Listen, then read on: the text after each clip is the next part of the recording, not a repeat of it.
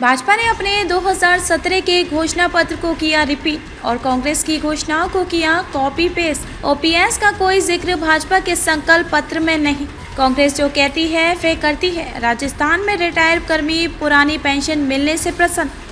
प्रदेश Congress committee के प्रभारी और सांसद राजीव शुक्ला ने भाजपा के चुनाव घोषणा पत्र को जुमला पत्र करार दिया है।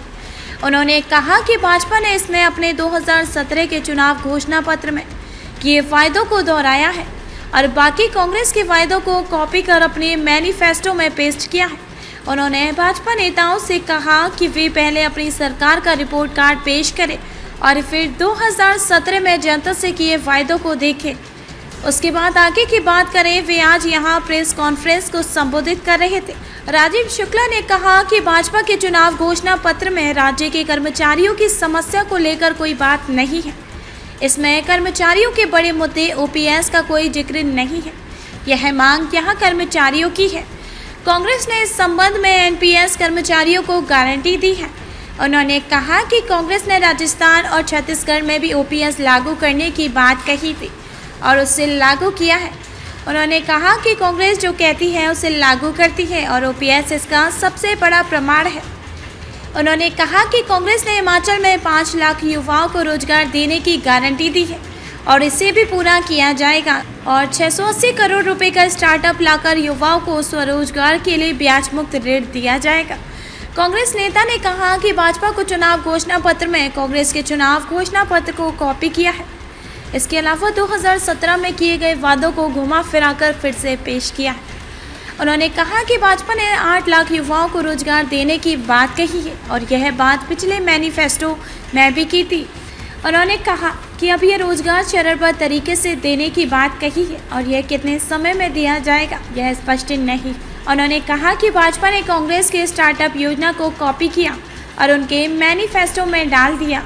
उन्होंने कहा कि भाजपा कह रही है कि सेब के कार्टन पर 12% जीएसटी लगेगा, जबकि कांग्रेस कह रही है कि कार्टन पर कोई जीएसटी नहीं लगेगा और जो लग रहा है उसे हटाया जाएगा। राजीव शुक्ला ने कहा कि उन्होंने भाजपा का पूरा मैनिफेस्टो देखा है और इसमें 2017 के मैनिफेस्टो को ही कई बिंदु पाए हैं। उन्होंने कहा कि पिछले घोषणा पत्र में ग्रामीण सड़कों के निर्माण की बात कही थी और इस बार भी यही बात दोहराई गई है। पिछली बार देवभूमि दर्शन की बात थी तो इस बार इसका नाम बदलकर वही योजना लाई है। मुख्यमंत्री शकुन योजना में वीरभद्र सिंह सरकार में 40,000 रुपये दिए जाते थे। भाजपा सरकार में इसे कम कर 31,000 रुपये किया गया और अब 51,000 रुपये देने की घोषणा की है। उन्होंने कहा कि कुल मिलाकर भाजपा का यह मैनिफेस्टो केवल मात्र लोगों को गुमराह करने वाला है। जो है इसको इनको लागू नहीं करना, क्योंकि कुछ लागू तो करना नहीं, ना 17 वाला लागू किया ना ये इनको आज वाला लागू करना, सिर्फ गुमराह करना। 5 साल पहले जो आपने कहा था प्रदेश की जनता को, कम से कम उसको तो लागू करते। उसमें भी देखो लिखा हुआ, पॉइंट नंबर बताओ कि कितने नंबर है कि सारी सड़कों को गांव तक जोड़ें। कुछ नहीं जोड़ा, इसमें भी फिर वही लिख दिया कि उनको जोड़ेंगे गांव से। और तो और सबसे बड़ी बात है कि ओपीएस लागू करने की कोई घोषणा नहीं।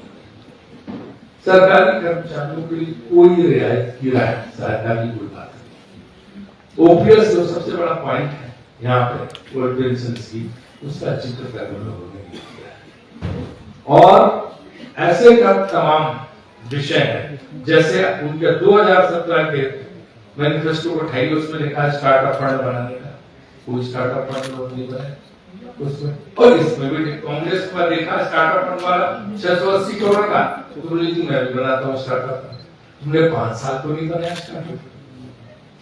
तुमने जो है युवाओं के लिए बोला कि 1 GB डेटा जो है फ्री देंगे, 5 साल पहले 17 के, उसमें आज तक नहीं दिया। अंग्रेजी बोलने का ट्रेनिंग स्कूल खोलने के 50,000 युवाओं को, वो सब कुछ नहीं किया। 2017 की जो घोषणा पत्र से एक भी चीज आपने पूरी नहीं की, उसका भी विस्तार से आपको बताएंगे।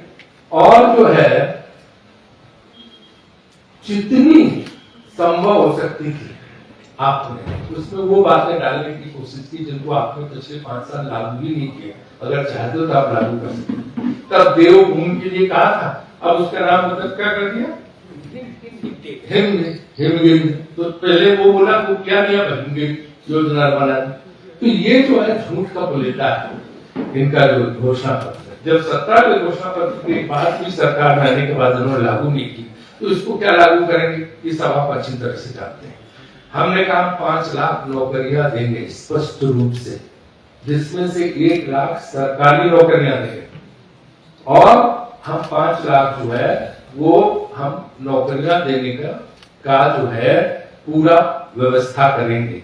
ये कहते हैं कि हम चरणबद्ध तरीके से रोजगार के अवसर तलाशेंगे। 8 सालों नौकरी देने की बात नहीं कर रहे, न सरकारी नौकरी की बात कर रहे हैं, न डायरेक्ट जॉब की बात कर रहे हैं, कह रहे हैं हम अवसर तलाशेंगे। नड्डा जी का भाषण था कि हम 8 लाख रोजगार के अवसर तलाशेंगे फेज मैनर, चरणबद्ध तरीके से। चरणबद्ध 20 साल का भी हो सकता, 10 साल का भी हो सकता, 15 साल का भी हो सकता।